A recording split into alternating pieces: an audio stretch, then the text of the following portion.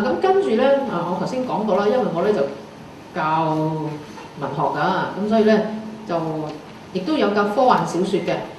咁跟住咧就講兩本好簡單咁講兩本科幻小説。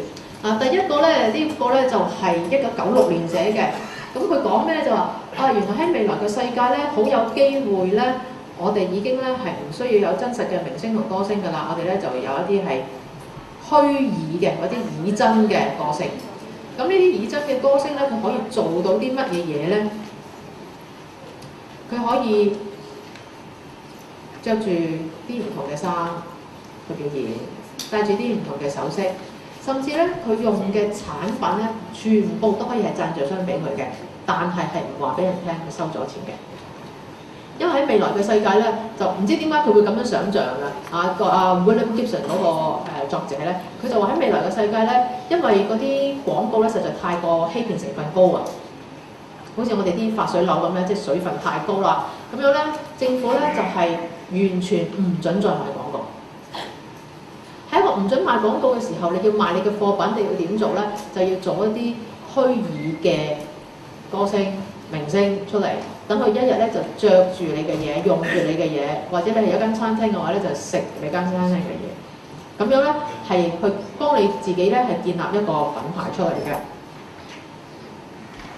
咁其實佢呢兩本小説講嘅嘢都好相似嘅，呢本係佢新啲嘅書，就一樣係講喺一個未來世界裏邊咧係完全唔準賣廣告。咁但係喺一個完全唔準賣廣告嘅情況之下咧，其實仲係有其他嘅辦法嘅，就係網上邊傳播嘅口碑啦。好啦，到今日呢度到今日為止啦。咁咧呢度有個少少嘅結論㗎。喺互聯網上面咧，品牌嘅建立咧，尤其係着重於客戶嘅經驗同埋口碑。因為我頭先提過啦，即係口碑咧係以前係一傳十，十傳百啊，而家唔得啦，而家係一傳唔知幾多百萬㗎。所以你做錯咗一次咧，就可能係你直情要將成個品牌換嗰個名，即係將你2-3年嚟做過嘅嘢，你要再重新做一次啦。咁第二咧就係培養客戶對於品牌嘅忠誠度同埋關係咧，係網上業務嘅關鍵。第三咧，互聯網咧為企業提供咗同客戶溝通嘅新嘅平台。咁尤其是好似 Second Life 呢啲咁樣嘅擬真世界咧，就真係好有趣啦。究竟我哋係可以點樣利用呢一樣嘢咧？第四咧，互聯網係適合發展有特定客群嘅生意嘅。咁所以可能你揀嘅生意咧就唔能夠係話太過大路嘅一啲嘢嚟嘅，係一啲你已經知道嗰啲客人係可能好小眾嘅。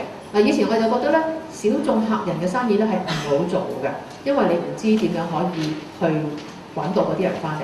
但係有咗互聯網之後咧，其實你要揾呢啲小眾嘅客人咧係比較容易，去一啲佢哋特定嘅網站，咁就已經可以接觸到佢哋㗎啦。好啦，有冇人有咩問題想問呢？我宣佈一下，就完咗之後咧，就麻煩各位係填翻一份問卷嘅調查嘅。咁填好之後咧，就交翻俾出邊嘅工作人員可以啦。我哋第二部分咧就開始點樣講點樣打造一個強大嘅品牌。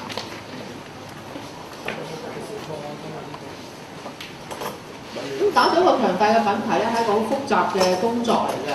咁除咗係可以向傳統嘅品牌打造過程學習之外咧，其實我哋亦都需要知道咧，係喺網上邊咧有啲咩嘅特點嘅，就盡量可以利用網上嘅特點，建立品牌過程嘅概覽。